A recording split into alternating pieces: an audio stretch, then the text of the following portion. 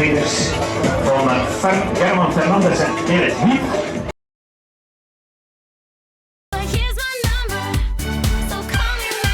German's gritting his teeth. He's got the face. German's trying to take a win here. German Fernandez flexing the muscles.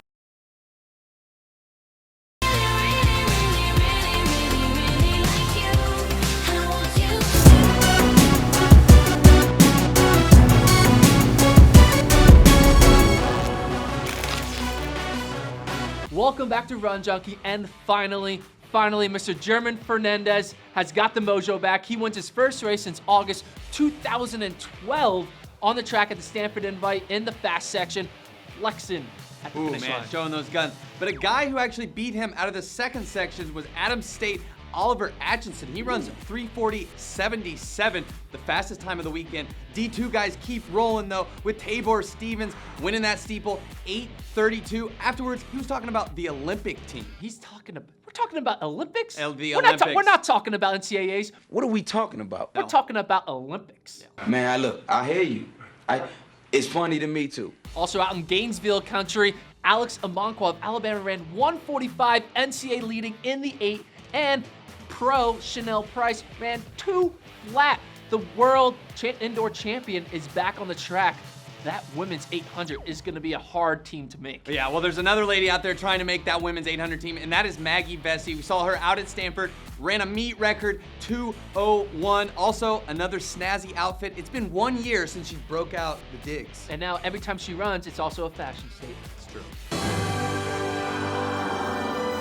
There it is. Magnum. Also out in Stanford, we saw Sam Stabler. Who are you? From Lamar University, which I don't even know where it is on a map. I can't even pinpoint that because I don't know I failed geography in 7th grade, but he did not fail running because he ran 13:30 in the 5K. NCAA leader, took down the pros, took down the collegiates. Is he now All-American, maybe a top 3, top 5 contender at the NCAA meet? Well, we also saw in the women's 5K, Gabe Grunwald kicking down the field 15:19 for an A standard over Cifuentes and Williams. And in the highly anticipated women's 10K out at Stanford, Shalane Flanagan was beat by Galette Burka of Ethiopia. She led for every single lap besides the last 200, got passed at the end, but she looks fit heading into Boston. Kevin, classic. Give me back my shot! And on the men's side, the 10K West region is turning out to be gonna be the hardest event to qualify for NCAAs. Think about this. These are the people in the West 10K. You got Ches and Jenkins, Korlov and Jim Roser, don't forget about him. But some now showed up on the track, and Matt McElroy, Jason Witt, Scott Fauble, Mark Scott, Craig Lutz, that's 10. And Already. I didn't even say Kamoy Campbell. No. So it is gonna be so hard to get out of that West region when it comes to being a 10K. It sucks to be a 10K runner in the West. Sucks to be me right now. And we're now just 2 weeks away from the Penn Relays. Yesterday, we announced live on FloTrack the high school individual entries. Next week, same time, same place on Monday, we're gonna announce the high school relay entries. And looking at future, Jamaica's gonna show up. Jamaica's Calabar ran 39.08 in the 4x1. And of course, Akeem Bluefield's a 44-point guy in the 400. Ooh, Jamaica high school 4x1 and 4x4s are gonna give USA a tough challenge.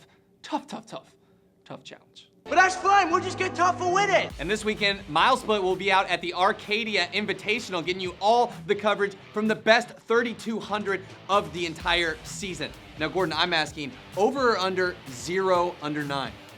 I think more than 0 people are gonna run under 9 because last year, 20 dudes ran a sub 9 3,200. I think that was a record last year. Might not break it this year, but people are gonna run fast, people are gonna show up, and people are gonna run 2 miles faster than either of I could ever have done. It's true. Later. I guess you have your fix.